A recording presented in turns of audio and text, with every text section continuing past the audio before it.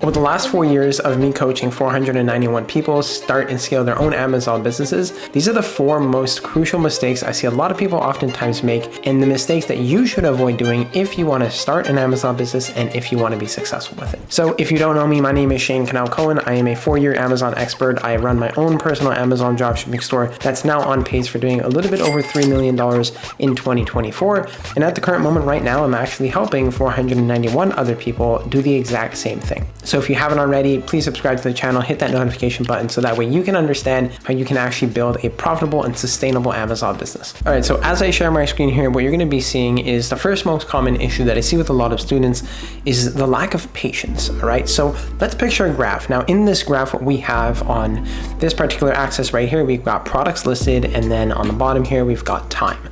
Now in terms of the time interval, generally speaking, what this actually looks like is this isn't going to be in terms of months. It could actually be like, I would say a couple of days or a couple of weeks, let's say. So for example, so if I just continue to draw a couple of lines here.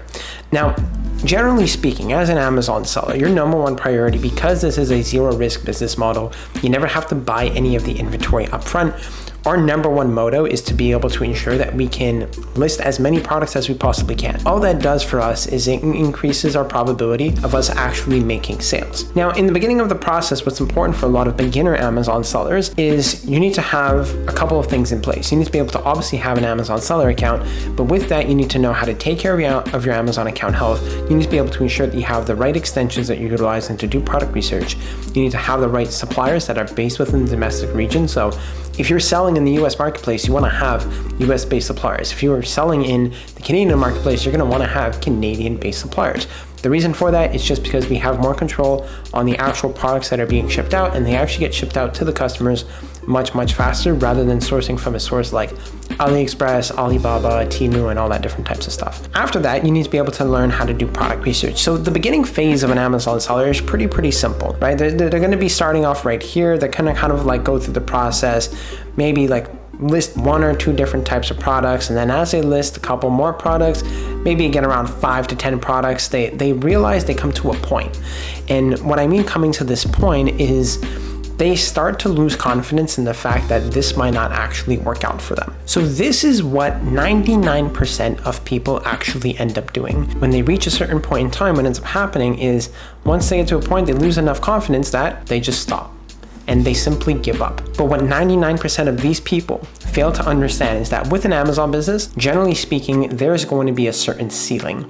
And that ceiling is basically your point of exponential growth. So a lot of people don't realize that when they get into this particular phase right here, where they decide, hey, I'm going to start to give up. Well, this is where 99% of the people are not actually successful with an Amazon business, because they're just not trusting the process long enough. Because if they were to actually continue with the process of actually listing more items, that breakthrough point usually indicates the first sale. And that first sale, what ends up happening, that equates to exponential growth from that point moving forward in terms of the amount of sales one Amazon store can actually make because of something called a snowball effect. And believe me when I tell you that this ceiling point here is the point of no return for many Amazon sellers. The reason why is because they finally get their first taste of what it's like to sell a product online. For me, in my perspective, one of my first products that I ever sold after listing 80 different products on my Amazon store without different sales 4 years ago was a Swell bottle brush. I will remember it like it was just yesterday. And that changed the course of my whole entire life just because I finally realized that what I was doing was working. And once you break through this green line, which is the ceiling, which indicates your first sale, what's going to end up happening is you're going to be in a zone of complete, just overall exponential growth, which is where that snowball effect takes place. What the snowball effect really is with an Amazon business is picture that you have a very small snowball. And when you have a small snowball and you're at the top of the hill and you roll that snowball down the hill, that snowball just gets bigger and bigger. Well, it's the same concept with your Amazon business. When you make your first sale, That's going to give the algorithm on the Amazon marketplace enough data to know that they're going to push you a little bit more, and they're going to be able to include you in buy boxes a little bit more. They're going to put you on the first page of Amazon, which means that you end up making just a lot more sales from that point moving forward. So that first sale is the most important sale, but the thing is that people are oftentimes not willing to wait enough time to be able to ensure that they can actually get to the point making their first sale, and then after they make their first sale, they're going to be in a position where they've made tons and more sales within the next coming days also. So beyond this first mistake, that leads us into the second mistake that I see a lot of people oftentimes doing, and that's not diversifying. So for a lot of times, what's going to end up happening is people are going to think about only selling one product category and one product category only. Now that really shoots you in the foot, because the nature of this business model, like I said, is beginner friendly. You don't have to have any risk on your shoulders if you want to try and list a product on the Amazon marketplace. All you're doing is you're limiting your availability to be able to make sales. So let's go through a little bit of an example here. So let's just say, hypothetically speaking, it's raining. God knows why it's raining. I don't exactly know. But as it's raining, let's say, for example, that you are in a position where maybe you don't got any water. Okay, don't ask me why you don't got any water. I don't know. We're just gonna go through the hypothetical, so just go with it.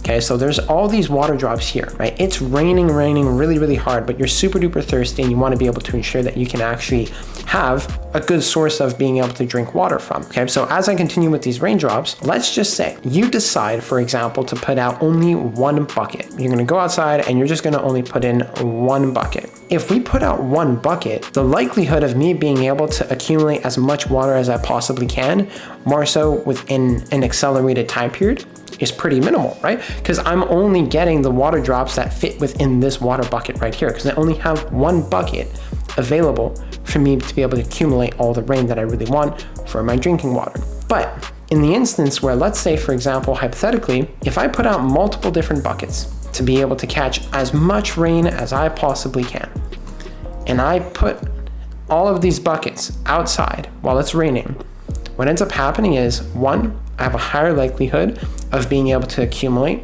more rain. But second to that, it's going to take me less time to be able to accumulate as much rain as I want to be able to accumulate for drinking purposes. So in this particular example, as we correlate this to an Amazon business, these raindrops are just customers. And these buckets are the products that you're actually listing on your Amazon storefront. So what this all entails is very simple. Your goal with an Amazon dropshipping business in the beginning is to have a general store, is to be exposed to the masses of different types of people that you can actually sell products to. So what this means is you're selling products and product categories in not just one product category, but in 3 to 5 different major categories. So what this will look like is like tools and home improvement, home and kitchen, sports and outdoors, office products, let's say patio, lawn and garden products as well. So you're focusing on the products that have continuous demand all year round, no matter what happens in terms of the seasonality factors, no matter what happens in terms of the economy as well. And this is all just a numbers game. So the more products you list, the more eyeballs that you get exposed to. The more eyeballs that you get exposed to, it increases your likelihood of you being able to increase the amount of sales you make, especially as a beginner in the Amazon space. And with that, to kind of go a little bit off track here, this next part in terms of what you figure out or the timeline of an Amazon business is really, really simple. So let's say, for example, if we have an upside down triangle.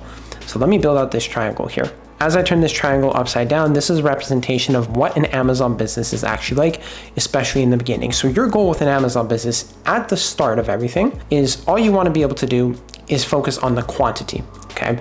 So when I talk about the quantity of things, I'm talking about the quantity of different types of products that you're selling on your Amazon storefront. And as you go along the quantity and time progresses, you're going to be able to focus down more into the quality. So you're going to be able to take the data that you've had over the last couple of months of you selling on Amazon and focus on the products and product categories that you know you've been able to sell numerous times consistently, day in and day out with your Amazon business. So in the beginning, what this will look like is you will sell things like I said, sports and outdoors, home and kitchen, home office. So you're focusing on the quantity of items that you want to be able to sell, the different types of product categories that you're going to be focusing on. As you do that, as time progresses, what you're then going to be able to realize is there's going to be certain product categories that sell really, really well for you versus other ones that don't. So in this perspective, maybe let's say moving from this point to this point, maybe you're only going to have, let's say, these categories that you know you've been able to sell. And then once you have those categories, well, at the next point, let's say when you're 2 months in, you're going to have these two categories. And then when you have these two categories, maybe you're just going to realize that, you know what, home and kitchen is the most ideal product category for me. So I'm going to focus on that. And all you do is you double down your resources. You source products from suppliers that you know hold particular products in home and kitchen, just because you have the data from your Amazon store and knowing that this is what's been previously historically been able to sell for me based on the data in which I'm receiving from my Amazon storefront. And that kind of leads me into my next point here, which is mistake number 3 is just really not focusing on the small wins. I know this kind of sounds a little bit woo-woo, but trust me when I tell you this, when you don't focus on the small wins and you're only focused on that one big goal that you might possibly have, this actually creates a negative relation for you and doesn't actually motivate you to continue to put in the work that you need to put in for your Amazon business. So for example, let's say you are here right now, okay? So this is you right here. You're in a position where, let's say hypothetically, maybe you're earning, I don't know, we'll just call it $2K per month, all right? So if you're just earning $2K per month right now, and your dream goal is to be able to earn, let's say hypothetically, most commonly, a lot of people will be at 10K per month. So if you want to be able to earn 10K per month, it's important for you to always just recognize that there's certain steps that you have to take in order for you to be able to get to that point. It's not just going to happen overnight. So to kind of visually represent to you what exactly this looks like, you are here right now. So celebrating the small wins includes certain things like this. So for example, registering your Amazon business. Then after that point, you need to know how to take care of your Amazon account health. You got to find the right extensions. You got to know how to track your profits. Find the right domestic-based suppliers, which is a huge key for a lot of people. Know how to identify profitable items. So knowing the right product research methods you need to follow. List your first couple of items, make your first sale. All of these things are very, very small when you look at them. But when you celebrate these small wins, it gives you momentum and allows you to know that you're giving yourself positive feedback in regards to you're moving one step forward in order to be able to put your Amazon business in the right direction.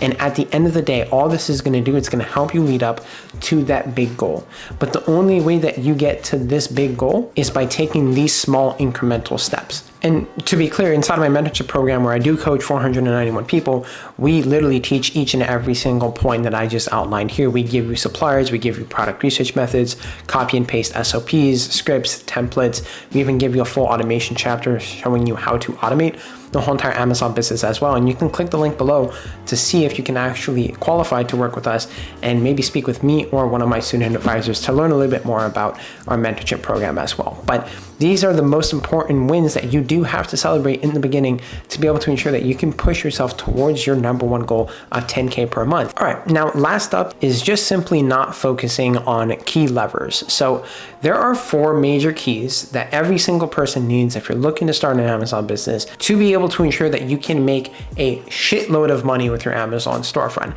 And truth be told, it's not only about product research. So what I see a lot of people oftentimes doing is only focusing on this part right here, listing more products. Now, don't get me wrong. This is one of our most highest income producing activities that we can possibly have with an Amazon business. But at the end of the day, that's not the only thing that can help you make more money or that can help you continuously make a lot more money as well. So there's 4 main keys. So outside of the product research, you also have to be able to ensure that you're taking care of your account health. This is something that a lot of people oftentimes neglect when they step into the Amazon space because they just have the focus of making sales. Making sales is great, and you can actually make a lot of money on Amazon in a short-term perspective. But if you don't focus on the account health, then that's where people are going to run into issues with suspensions, deactivations, and a whole bunch of different other stuff like claims, policy violations, customer service performance metrics going below certain targets, or even shipping performance going below certain targets as well. So the account health aspect is something that cannot directly help you make more money, but it is most definitely something that can stop you from making a lot of money. So to put this into perspective, think about 2 different Amazon stores. And if 2 different Amazon stores are selling the same exact product at a same exact price, so let's say they're both selling products at $49.99. So on pricing wise, everything is the same. They both ship the items in the same period of time as well. But the thing is that one Amazon seller has a 5-star feedback review, so has 5-star reviews over the last 30 days. Let's say he has 5 of 5-star reviews, but one other seller has 1 2-star review and no other reviews beyond that point. So from your perspective, if you put yourself in the Amazon consumer's shoes, which person are you going to buy from? You're most likely going to buy from the person that has the 5-star review. So it's the same thing in the eyes of the Amazon algorithm. So with the Amazon algorithm, what they do is they prioritize the sellers that take care of their account health metrics and have better storefront reviews compared to the ones that have very poor storefront reviews. When you start your Amazon business and you start making your first couple of sales, don't think of the sales just being as things that, okay, I'm making money. You got to be able to ensure that the customers are happy. And account health metrics are one of the things that Amazon utilizes to be able to decipher who's a good seller on Amazon and who do you want to keep boosting in the buy box and putting on the first page of results, and who are the other sellers that we want to remove from our platform and ensure that, okay, well, we're not dealing with them or we're not having customers transact with their product listings that they're selling on. So account health metrics is probably one of the most important things that you should be focusing on, because this is one very, very key metric that can limit the amount of sales that you actually end up making with an Amazon business. Now, thirdly, there's also that inventory management side of things. So what I'm alluding to here inside of the inventory management is more so about the amount of times that you're taking a look at your supplier inventory and you're diversifying your product offering. So we said this in the second mistake that a lot of people make, is they don't diversify. But to this point also, you got to be able to ensure that you're offering a wide variety of different products to Amazon customers, because that's what Amazon likes. Amazon likes you giving the customers the ability, or you giving more customers the ability to buy different products at different prices. Rather than just having a few select products in your Amazon inventory, you can have hundreds, if not thousands of different products in your Amazon inventory if you actually want to be able to ensure that you have the highest amount of likelihood of making sales. So expanding your inventory, making sure you have inventory management in place is extremely, extremely key if truthfully you want to be able to just make a lot more sales. So diversifying your product offerings, otherwise known as inventory management, is also really, really important. Now, the fourth key for you to be able to have the most amount of sales that you possibly can with your Amazon business is going to be repricing. So a lot of people oftentimes neglect this, but what repricing is like, because Amazon, generally speaking, could be a little bit competitive at certain points in times, you want to be able to ensure that when you list a product at $49.99, you're not having a competitor undercut you at $48.99, or having a competitor cut you at $49.95, let's say, for example. So having repricing tactics in place help you ensure that you're keeping a close eye on the products that you are listing, but moreover, ensuring that you're putting yourself in a scenario where you know if ever there is someone that's going to undercut you, you have repricing strategies in place that can help you be more competitive, and at the end of the day, just help you make a lot more sales as well. So to recap, these 4 most common mistakes that I've seen over the last 4 years of me coaching 491 people is, one, just not being patient enough. People lack the patience. People lack the process of being able to ensure that, you know what, things are actually going to work out for them. And truthfully, you're just one product away from completely changing the rest of your life, like I've told you before. And secondly, it's just not diversifying. Right? Consider this rain bucket example that we have here. If you lay out multiple different rain buckets, you're going to be able to accumulate a lot more rain compared to if you just had one rain bucket, for example. And if you're looking at an Amazon business, the way in which it usually goes is we focus on quantity, and then as we focus on the quantity of products, then we can then focus on the quality based on what the data is giving us. And that third mistake is really just not focusing on the small wins. I know this might seem like it's a small thing, but truthfully, this is really, really important to give you your motivation that you need, because this is a lot more of a mental game than what you might actually think it is. So oftentimes focusing on these small wins that we've outlined here is really, really important and can help you build that positive correlation with you stepping into your Amazon business. You know you're moving it one step forward towards whatever your particular dream goal might actually be. And the last fourth most common mistake I see is just not focusing on these key levers of product research, account health, inventory management, and repricing. So that wraps up this video. I hope you enjoyed, and I hope you avoid making every single one of these 4 common mistakes that I've seen 491 people make. Now, luckily enough for them, obviously they have me. They've got their own personalized assistant coach every single step of the way to guide them and have them ensure that they're overcoming these obstacles. But from your perspective, if you're looking to start your Amazon business, just make sure that you're avoiding these 4 common mistakes if you actually do want to be able to make sales and you want to be successful with it also. So if you like this video, please leave a comment down below in regards to which mistake you found the most useful for you to be able to avoid doing. And if you like these kinds of videos as well, Feel free to let me know in the comments down below whatever topics you guys want me to talk about in my next coming video. Drop them in the comments down below. Hit that like button. Don't forget to subscribe. Hit the notification button as well. And if you're interested in becoming part of my 491 students that I currently work with right now on a one-on-one mentorship level, in a process that I know has been able to work for so many people, all you got to do is click the link in the description to apply to either speak with me or one of my student advisors, so that way we can see how exactly we can help you. And if you qualify to work with us, then we'll run you through the process just like we've been able to do for the last 491 people, and I'll see you there.